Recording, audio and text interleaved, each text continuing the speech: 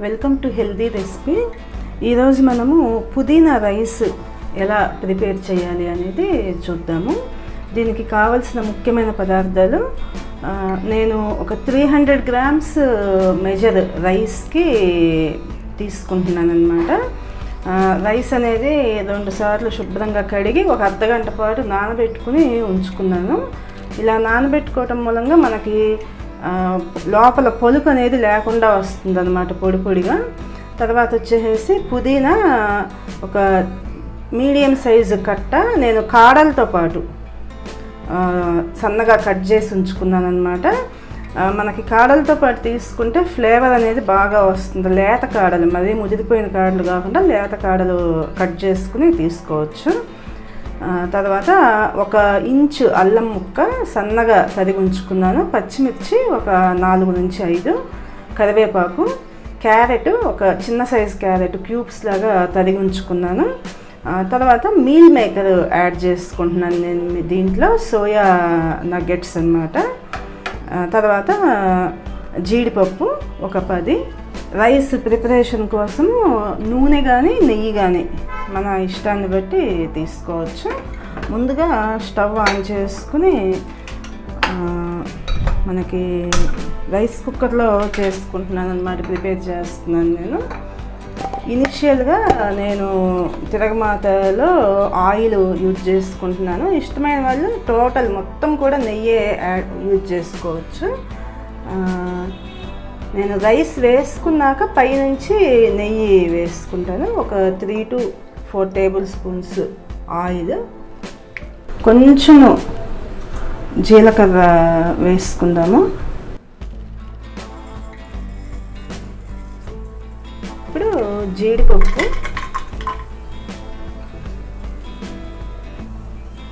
జీడిపప్పు మనకి దోరగా వేగిన తర్వాత కరివేపాకు వేసుకుందాము. ఈ పుదీనా రైస్ అనేది మనకి వెజిటేరియన్ ఫుడ్ లాగాను, లేకపోతే మనకి నాన్ వెజ్ చేసుకున్నప్పుడు కూడా నాన్ వెజ్లో యూజ్ చేసుకోవడానికి చాలా బాగుంటుంది. తర్వాత సమ్మర్లో మనం ప్రయాణాలు చేసేటప్పుడు ఇలా పుదీనా రైస్ లాంటిది తీసుకుంటే మనకి వడదెబ్బ తగలకుండా చాలా బాగుంటుంది అన్నమాట. ఇప్పుడు మనకి జీడిపప్పు అనేది కొంచెం కలర్ మారుతున్నప్పుడు కరివేపాకు వేసుకుంటున్నాను. ఇప్పుడు అల్లం ముక్కలు. ఈ అల్లం అనేది మనకి పుదీనాతో పాటు గ్రైండ్ చేసుకోవచ్చు కూడా, కాకపోతే ఇలా యూజ్ చేస్తే ఫ్లేవర్ అనేది బాగా వస్తుంది మనకి. పచ్చిమిర్చి కూడా వేసుకున్న తర్వాత 1 నిమిషం పాటు వేగనించుకుని మనము స్టవ్ అనేది సిమ్లో ఉంచుకుని ఈ క్యారెట్స్, తర్వాత వచ్చేసి మనకి ఈ సోయా ఏదైతే ఉందో మనకి మీల్ మేకర్ శుభ్రంగా 2 సార్లుగా కడిగి ఉంచుకున్నాను, ఇది వేసుకుందాము. 1 నిమిషం పాటు ఇలా సిమ్లో మగ్గనిచ్చుకుందాము. ఈ టైంలో మనము ఈ పుదీనా అనేది మిక్సీ వేసుకుందాం. మొత్తం శుభ్రంగా కడిగి ఉంచుకున్న పుదీనా మెత్తటి పేస్ట్ లాగా ప్రిపేర్ చేసుకుందాము. ఇలా మనం మిక్సీ జార్లో పుదీనా కాడంతో పాటు గ్రైండ్ చేసుకుంటే మనకి పుదీనా అంతా ఫ్లేవర్ అంతా బాగా వస్తుంది.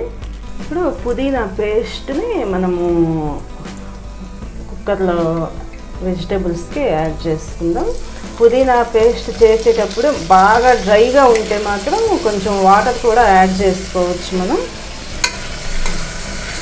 ఇలా పుదీనా వేసుకుని కొంచెం 1 నిమిషం పాటు మనం ఈ వెజిటేబుల్స్తో పాటు మనము మీల్ మేకర్ వేసుకున్నాం కదా, 1 నిమిషం 2 నిమిషాల పాటు సిమ్లో ఉంచుకుని మగ్గనిచ్చుకుంటే ఈ పుదీనా ఫ్లేవర్ అనేది మీల్ మేకర్కి బాగా పడుతుంది అన్నమాట. పట్టి మనకి మీల్ మేకర్ మంచి టేస్ట్ వస్తుంది. 1 నిమిషం పాటు మనం అలా సిమ్లో ఉంచుకుంటే చాలు. ఇప్పుడు ఒక్క నిమిషం పాటు మగ్గనిచ్చుకున్నాను నేను ఈ పుదీనా పేస్ట్లో మీల్ మేకర్ని. ఇప్పుడు మిగతా మనకి వాటర్ అనేది ఒక క్వాంటిటీ రైస్కి 1.5 క్వాంటిటీ వాటర్ యాడ్ చేసుకుంటున్నాను. మనము రైస్ కుక్కర్లో వండుకుంటున్నాం కాబట్టి 1కి 1.5 అయితే పొడి పొడిగా బాగా వస్తుంది అన్నమాట మనకు రైస్. 2 మెజర్స్ అయితే మనకి మెత్తగా వచ్చేసే అవకాశం ఉంటుంది. ఇప్పుడు 1 స్పూన్ టేబుల్ సాల్ట్ యాడ్ చేసుకున్నాను. 2 పించెస్ పసుపు. ఇప్పుడు మనకి స్టవ్ అనేది హైలో ఉంచుకుని నీళ్ళు మరగడం స్టార్ట్ అయినప్పుడు మనం ఈ రైస్ అనేది యాడ్ చేసుకుందాము. ఇప్పుడు వాటర్ అనేది మరగడం స్టార్ట్ అయిన తర్వాత మనము రైస్ యాడ్ చేసుకోవాలి. మనం 1కి 1.5 వాటర్ యాడ్ చేసుకున్నాము కాబట్టి ఇలా కొంచెము వాటర్ అనేది లేకుండా ఈ రైస్ చూసుకుని మనం వేసుకోవాలి.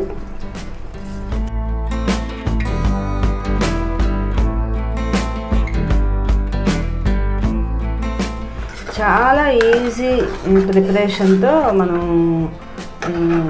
ఈ పుదీనా రైస్ మంచి టేస్టీగా మనకి పెరుగు చట్నీతో కానీ లేకపోతే అసలు వేరే మంచిగా అనేది ఏమి అవసరం లేకుండా కూడా మనము ఇది యూజ్ చేద్దాం తినచ్చు. ఇప్పుడు నేను పైనుంచి ఒక 3 to 4 టేబుల్ స్పూన్స్ నెయ్యి యాడ్ చేసుకుంటున్నాను. మనకి ఇలా పైనుంచి నెయ్యి యాడ్ చేసుకోవటం మూలంగా మంచి ఫ్లేవర్ అనేది వస్తుంది. ప్లస్ నెయ్యి అనేది మనకి చాలా మంచి హెల్దీ ఫుడ్ కూడా.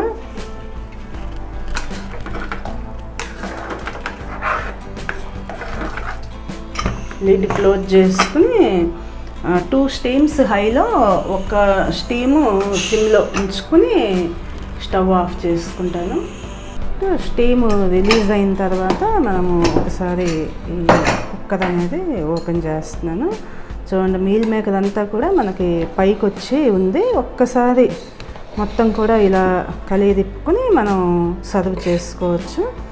అన్నం చూడండి చక్కగా పొడి పొడిలాడుతూ మెతుకు అతుక్కోకుండా చాలా బాగా గ్రీన్ కలర్లో కలర్ఫుల్గా కనిపిస్తుంది.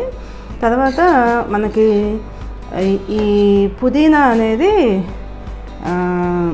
మనకి లంగ్స్ని క్లియర్ చేయటంలో కానీ లేదు మనకి ట్రాకియా ఏదైతే ఉంటుందో దాన్ని క్లియర్ చేయటంలో కానీ అంటే బ్రీతింగ్ అనేది ఫ్రీగా అవ్వడానికి బాగా హెల్ప్ఫుల్గా ఉంటుందన్నమాట.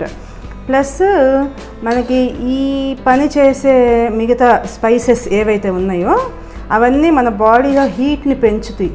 ఈ పుదీనా మాత్రం మన బాడీని చల్లబరుస్తూ మనకి లంగ్స్ని క్లియర్ చేయటం కానీ మనకి బ్రీతింగ్ అనేది ఫ్రీగా అవ్వడానికి కానీ యూజ్ అవుతుంది. కాబట్టి ముఖ్యంగా సమ్మర్లో మనకి ఈ పుదీనా రైస్ అనేది మనకి ఒంటికి చలవ చేస్తుంది. చాలా సింపుల్ ప్రిపరేషన్తో మనం ఏ విధమైన స్పైసెస్ వాడుకోలేదు. ఎంత సింపుల్గా ప్రిపేర్ చేసుకున్నామో చూసారు కదా. అందరూ కూడా ఈ టేస్టీ అండ్ హెల్దీ రెసిపీని ట్రై చేస్తారని ఆశిస్తున్నాను. మనం సోయా ఏదైతే వాడుకున్నామో దీంట్లో సోయా నగ్గెట్స్ మీల్ మేకర్ అది మన ఆడవాళ్ళకి ముఖ్యంగా మెనోపాజ్ స్టేజ్లో ఉన్న ఆడవాళ్ళకి ఈస్ట్రోజన్ హార్మోన్ లెవెల్ని మెయింటైన్ చేయడంలో బాగా హెల్ప్ఫుల్గా ఉంటుందన్నమాట. ప్లస్ ఇలా పుదీనా ఫ్లేవర్తో తీసుకోవటం మూలంగా మనకి ఆ సోయాకు కూడా మంచి టేస్ట్ అనేది వస్తుంది. మరిన్ని ఇలాంటి హెల్దీ రెసిపీస్ కోసం ఈ ఛానల్ని సబ్స్క్రైబ్ చేసుకోండి. Thank you for watching.